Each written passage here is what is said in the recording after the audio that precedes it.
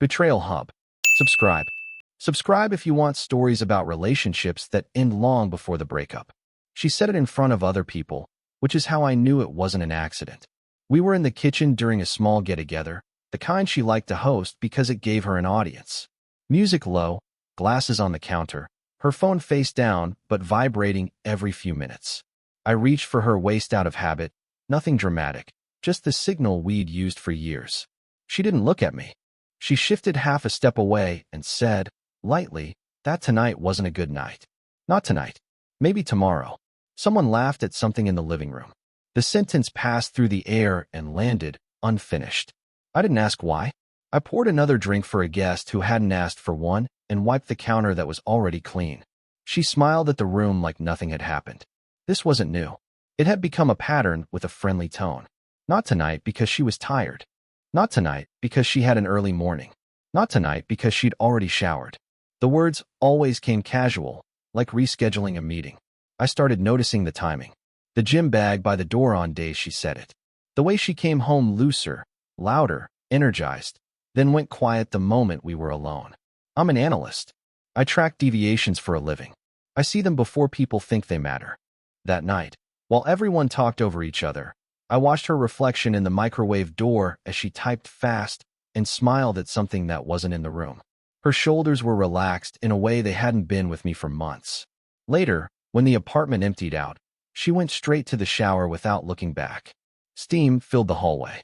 Her phone stayed on the counter. I didn't touch it. I picked up my laptop instead and opened my calendar.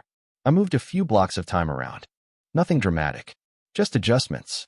The next morning, I left earlier than usual. I didn't announce it. I took the stairs instead of the elevator and didn't wait to see if she noticed the door close. At work, I booked a late meeting that didn't exist and sent myself a reminder so it would look official. At lunch, I opened a new account and set up transfers that would start small and grow quietly. In the evening, she texted that she'd be late because of training. I replied with a thumbs up and stayed at the office. When I got home, the bed was untouched on my side. I slept there anyway, fully dressed, and set an alarm for a different routine. The first real confirmation didn't come from her phone. It came from someone who had no idea they were delivering it. I was leaving the office later than planned when I ran into Mark from finance in the lobby. We didn't work together, but we shared an elevator often enough to exchange neutral updates. That evening he looked distracted, scrolling while we waited. He mentioned, casually, that his gym had extended its hours because one of the trainers had become popular with a certain type of client. Married professionals, he said, smiling like it was a harmless joke. He added that the guy had a habit of booking private sessions that ran long and didn't always stay inside the training room. I didn't respond. The elevator arrived. We rode up in silence. At home, the apartment smelled like citrus cleaner. She had been busy. Her shoes were by the door, gym bag half open, a towel pushed inside instead of folded. She moved around the kitchen with energy that didn't belong to the hour. She talked about a campaign launch, about how exhausting her week had been, about how she might turn in early. She didn't touch me while she spoke. I went into the bathroom to wash my hands and saw it there. A faint red mark on her shoulder, already fading, not shaped like a bruise, more like pressure. She turned slightly when she noticed me looking, adjusted the strap of her top without comment. She didn't explain. She didn't have to. That night, she said not tonight again, but this time she added a smile, like it was supposed to soften the words. She went to bed early. I stayed up and opened my laptop at the dining table. I pulled transaction histories, calendar overlaps, location permissions. I didn't rush. I let the data line up on its own. Her gym visits clustered on days she said she needed space. The sessions overlapped with times she told me she was stuck in meetings. The trainer's name appeared on the gym app receipts, always under private sessions, always extended. I closed the tabs one by one and didn't screenshot anything. I didn't need proof to show anyone. I needed accuracy. The next morning, I didn't ask her how she slept. I made coffee for myself only and left the extra mug in the cabinet. At work, I submitted a request for flexible hours tied to a long-term project. It was approved without questions. That evening, she came home glowing and distracted, already halfway somewhere else. I nodded, listened, and opened a second calendar on my phone. The overlap was complete. I didn't confront her.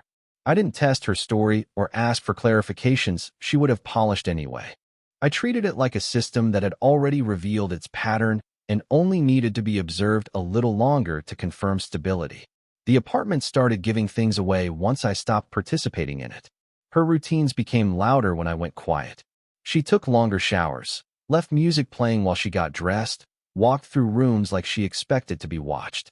When I didn't react, she checked her phone more often. When I didn't ask where she'd been, she volunteered less. One evening, while she was out, I opened the shared tablet she used for presentations. It wasn't locked. Notifications stacked across the top in a rhythm that wasn't professional.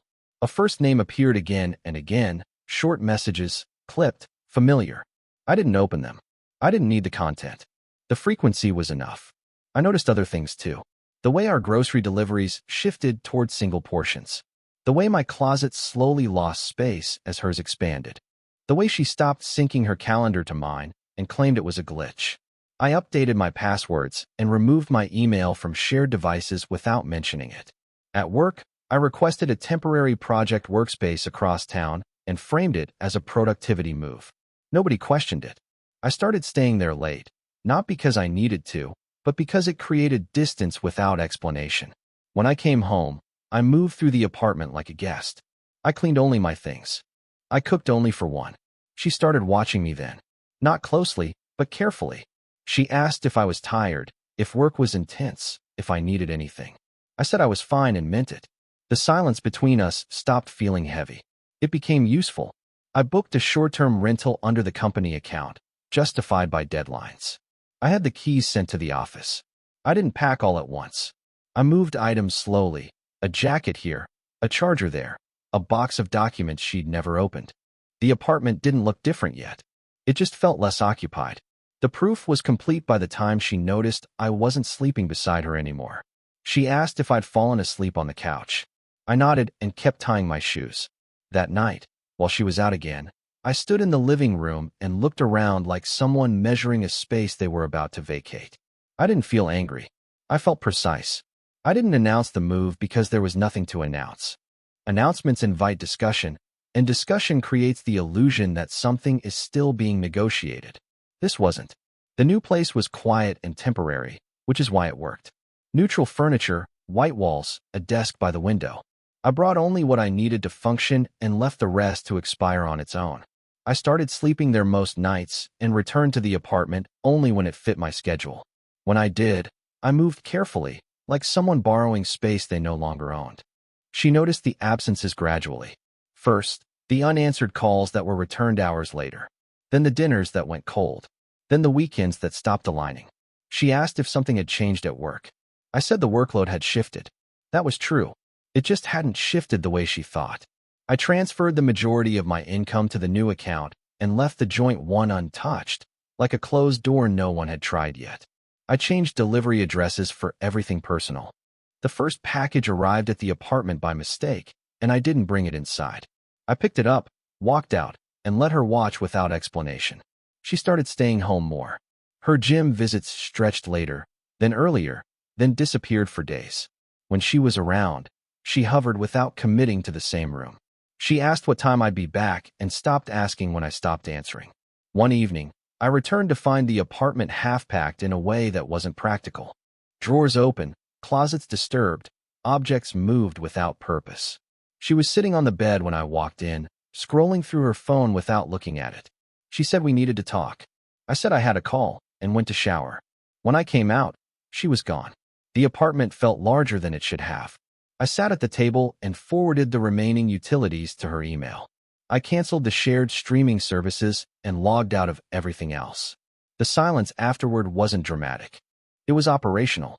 The next morning, I left before she returned. I didn't leave a note. I left a space. By the end of the week, I was living entirely elsewhere. The apartment still had my name on the lease, but not my presence. She texted that something felt off. I didn't respond. Later, she sent a photo of the empty side of the closet. I archived the message without opening it. The disappearance wasn't sudden. It was complete. I didn't need to see him to understand how he operated. People like him leave trails without noticing because they're used to being admired, not examined. From the new apartment, my routines tightened. Same coffee place, same desk, same evenings. I let her watch that from a distance through whatever fragments she could still access. What she didn't see was how much of my attention had shifted elsewhere. The gym she went to was part of a regional chain with a polished brand and strict policies they advertised loudly. I read those policies carefully while waiting for my coffee one morning. Personal conduct clauses, client boundaries, confidential reporting channels. I didn't invent anything. I just connected public information to private behavior. The trainer's schedule was predictable. He posted it himself. Stories from the floor, mirrors, timestamps he forgot to hide. He liked being seen. I cross-checked those posts with class cancellations, client reviews, and the occasional complaint buried deep enough to feel forgotten. Nothing dramatic, just a pattern of exceptions made for the same kind of client. I forwarded links and screenshots to an address listed under professional standards. I didn't add commentary. I didn't include names beyond what was already public. I didn't ask for action. I let the system do what systems do when given clean input. A few days later, her routine fractured. She came home early one afternoon, not glowing, not distracted, just tight. She moved through the apartment touching things she didn't need to touch. Her phone stayed in her hand like a brace. She didn't go to the gym that evening. The next morning, a car sat outside longer than usual before she left. When she came back, she dropped her bag by the door instead of hanging it up. She spent the evening refreshing her email and pretending she wasn't. She asked if I'd heard anything about staffing changes in the city. I said no and went back to work. By the end of the week, she stopped mentioning training altogether. The gym bag disappeared from its usual spot. She wore the same clothes 2 days in a row, something she never did before. When she went out, she didn't post. When she stayed in, she paced. I didn't feel satisfaction. I felt distance settle into place. Whatever structure she'd been leaning on was no longer stable, and she could feel it. I hadn't pushed it. I'd stepped aside. That night, I stayed at the new apartment and watched the city from the window until the lights thinned. My phone stayed silent. I let it. The shift became visible to other people before she was ready to admit it to herself. That was the part she couldn't control. Her family dinner happened without me for the first time in years. She told them I was buried in work. She said it too quickly. Someone asked a follow-up she wasn't prepared for, and the explanation didn't land. The room noticed. Silence has a way of spreading when answers don't fit. At the office, her confidence started slipping in small, public ways. Meetings ran long because she repeated points that didn't need repeating. She checked her phone during presentations and forgot where she was. A colleague asked if everything was okay and didn't wait for the response. The concern wasn't private. It lingered. I heard about it secondhand through someone I'd worked with years earlier who still crossed paths with her team. He mentioned that she seemed distracted lately, that she'd lost her edge. He said it without judgment, the way people comment on weather. I thanked him and changed the subject. She tried to re-anchor herself socially. Brunches appeared on her calendar again. Group chats lit up. Photos were posted, then deleted, then reposted with different captions. The energy behind them felt forced, like she was reminding people she still existed in the same way. One evening, I stopped by the apartment to collect the last of my documents. She wasn't expecting me. She'd invited someone over, one of her friends, the kind who watched everything closely and said very little. They went quiet when I walked in. I nodded, took what I needed, and left. No explanation. No tension. Just absence. After that, the questions started reaching her from directions she hadn't anticipated. Subtle ones. Whether everything at home was stable. Whether I'd moved offices permanently. Whether she was planning any changes. Each question landed lightly on its own, but together they shifted the ground. She sent me a message later that night saying people were asking things. I didn't reply. The next morning, she sent another saying she didn't understand what was happening. I archived it. The social layers she relied on had begun to thin, not because anyone accused her of anything, but because uncertainty makes people step back. Attention is generous until it senses instability. I stayed out of view and let the distance speak for itself. Whatever narrative she'd been maintaining required my presence to balance it. Without me, it started to wobble. She tried to reach me in ways that didn't look like reaching. Messages framed as logistics. Questions about mail. Comments about utilities. Each one assumed proximity that no longer existed. I responded to none of them. I rerouted the last remaining shared account, and closed it quietly. The connection ended without a notification. Her isolation didn't arrive all at once. It accumulated. Friends answered slower. Invitations softened into maybes. The people who had liked her certainty were unsure what to do with her questions. She noticed the delay and filled it with motion. Longer walks. Late nights. The apartment lights on when no one else was there. I crossed paths with her once by accident, outside a cafe she used to like because it had mirrors along the wall. She was seated inside, phone on the table, staring past the screen. I didn't go in. I stood across the street long enough to confirm it was her, then kept moving. She didn't see me. That mattered. The apartment became quieter after that. I stopped by only to collect the last box I'd left behind, the one with old files she never touched. The place felt staged, like she'd rearranged it for an audience that never arrived. Pillows aligned, candles unlit, nothing personal out of place. It looked like a showroom. She came home while I was there. She froze in the doorway, surprised not by my presence, but by how little it changed the room. She said my name like it was a question. I acknowledged it and kept packing. She followed me from room to room, not speaking, waiting for something that didn't come. When I finished, I carried the box out without explaining. She stood there, hands empty, watching me go. I didn't look back. After that, her attempts lost structure. Messages arrived late at night, then stopped. Then they came again, shorter, more direct, then disappeared. She stopped posting entirely. People noticed. They asked each other instead of her. I settled fully into the new routine. Same desk, same hours, same silence. The space I lived in reflected nothing of her. No reminders, no noise. I slept through the night without waking. Her world had narrowed without collapsing. That was the most uncomfortable part for her. There was no moment to point to, no argument to replay. Just the absence of someone who used to hold the shape of things together. I didn't feel relief. I felt resolved. She stopped trying to disguise it the week she showed up where I worked. Not inside, not dramatic, just outside the building at the end of the day, leaning against a railing like she'd timed it carefully. I saw her through the glass before I stepped out. She was still, alert, dressed like she expected to be evaluated. I didn't change direction. I walked past her at first, close enough to register the tension in her posture. She said my name again, louder this time. I stopped, turned, and waited.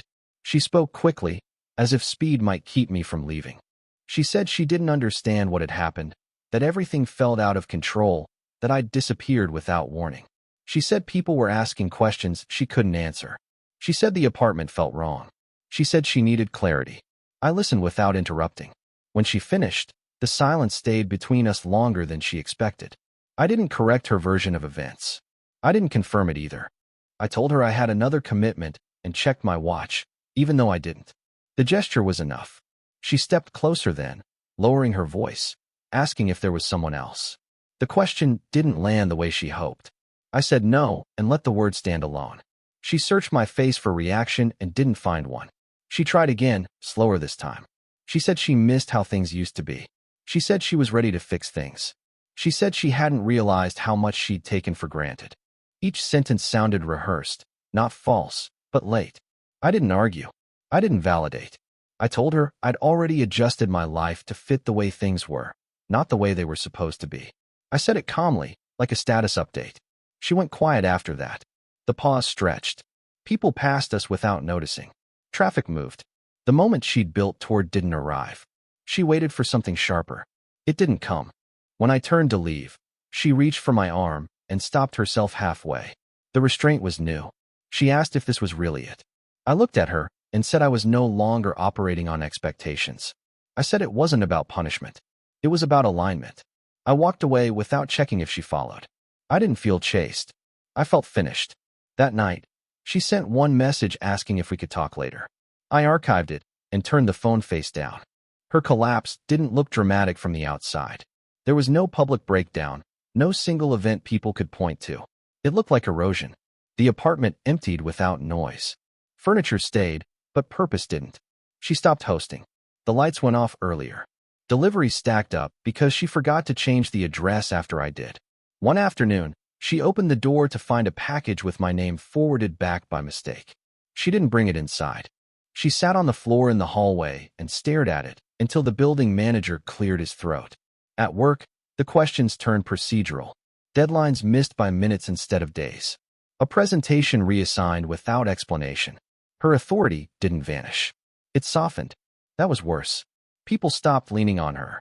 They leaned around her. The gym situation resolved itself quietly. Her access ended. No confrontation, no apology. Just a notice she didn't forward to anyone. The body that had been her leverage no longer came with an audience. She tried other routines. None of them stuck. She reached out to friends she hadn't needed in years. The responses were polite and thin. Plans formed and dissolved without follow-up. She noticed who stopped inviting her once she stopped being certain. Memories started arriving uninvited. Not the big moments, but the small ones she'd ignored. Me standing at the stove late, waiting because she'd said she might be home soon.